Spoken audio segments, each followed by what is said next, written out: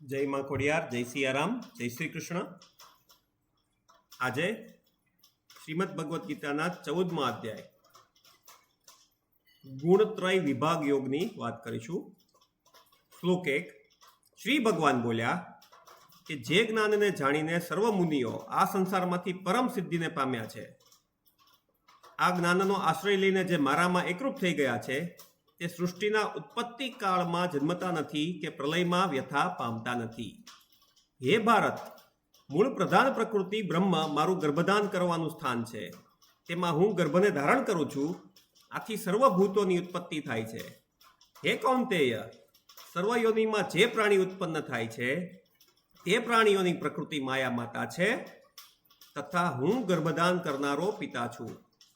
હે મહાબાહો, સત્વ, રજ અને તમ એ 3 ગુણો પ્રકૃતિમાંથી જ ઉત્પન્ન થયા છે. તેઓ આ શરીરમાં અવિનાશી જીવાત્માને બાંધે છે. હે અનધ, તે 3 ગુણોમાં સત્વ ગુણ નિર્મળપણાને લીધે પ્રકાશ આપનાર, ઉપદ્રવ રહિત, સુખના સંગથી અને જ્ઞાનના સંગથી બાંધે છે.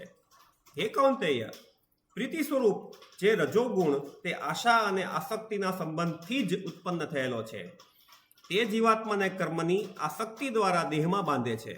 અને હે ભારત, વળી તમો ગુણને અજ્ઞાનથી ઉત્પન્ન થયેલો તથા સર્વ જીવાત્માઓને મોહમાં નાખનારો જાણ, તે જીવાત્માને પ્રમાદ, નિદ્રા વગેરે વડે બાંધે છે.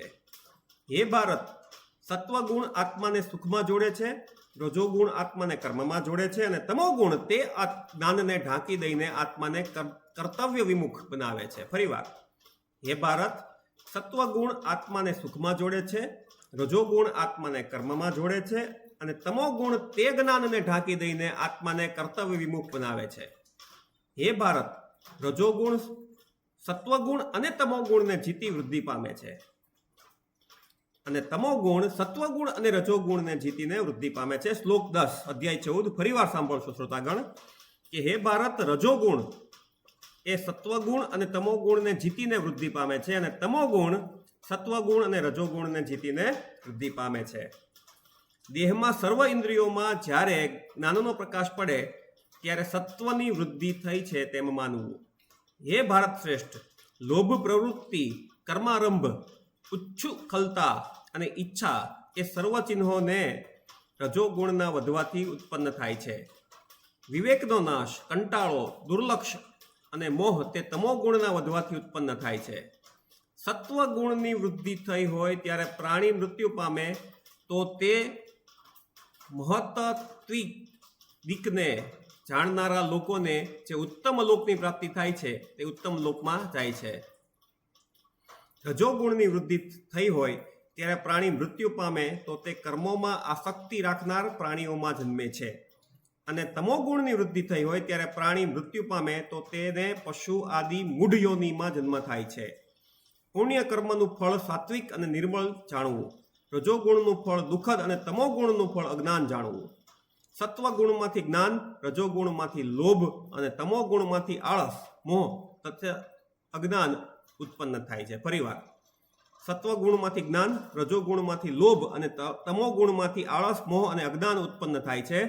જે સત્વગુણી એટલે સત્વગુણને ધારણ કરનાર હોય છે તેઓ દેવોની યોનિમાં જાય છે, રજોગુણી મનુષ્ય યોનિમાં જાય છે, તમોગુણી કનિષ્ઠ ગુણમાં રત રહી પશુ યોનિ પામે છે.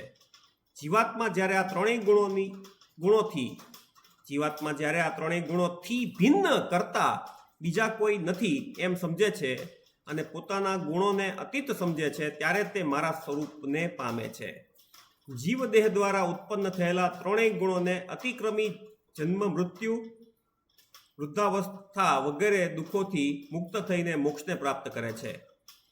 અર્જુન બોલ્યા કે હે પ્રભુ, આ 3 ગુણોનો ત્યાગ કરીને આગળ વધેલા જીવને કેવી રીતે જાણવો, તેનો આચાર કેવો હોય અને તે 3 ગુણોને કેવી રીતે ઓળંગી જાય છે. શ્રી ભગવાન બોલ્યા કે હે પાંડવ, જે જ્ઞાન, કર્મવૃત્તિ અને અજ્ઞાન પ્રાપ્ત થવા છતાંય દ્વેષ કરતો નથી અને તેનો નાશ થતાં તેની કામના કરતો નથી, જે ઉદાસીન એટલે કે ન્યુટ્રલ રહી આ 3 ગુણોથી વિકાર પામતો નથી અને ગુણો જ કરતા છે એમ માની સ્થિર રહે છે, પોતે કંઈ જ કરતો નથી, જે સુખ દુઃખને સમાન ગણે છે, આત્મ સ્વરૂપમાં સ્થિર રહે છે, માટી પથ્થર અને સોનાને સમાન ગણે છે, પ્રિય અને અપ્રિયને સમાન ગણે છે, નિંદા અને સ્તુતિને સમાન ગણે છે, અને જે ધીરજવાળો છે, જેને માટે માન અપમાન સમાન છે, જે મિત્ર અને શત્રુને સમાન ગણે છે, જેણે સર્વ કર્મોનો પરિત્યાગ કર્યો છે, તે ગુણાતીત કહેવાય છે. જે એકનિષ્ઠ ભક્તિથી મારી સેવા કરે છે, તે આ ત્રણેય ગુણોને શ્રેષ્ઠ રીતે જીતી બ્રહ્મ સ્વરૂપ થવાને યોગ્ય બને છે. કેમ કે અવિનાશી અને નિર્વિકાર બ્રહ્મનું સનાતન ધર્મનું અને શાશ્વત સુખનું સ્થાન હું જ છું. તો આ સાથે 14મો અધ્યાય અહીં સંપૂર્ણ થાય છે. મને સાંભળવા બદલ ખૂબ ખૂબ આભાર. જય મા ખોડિયાર, જય સિયારામ.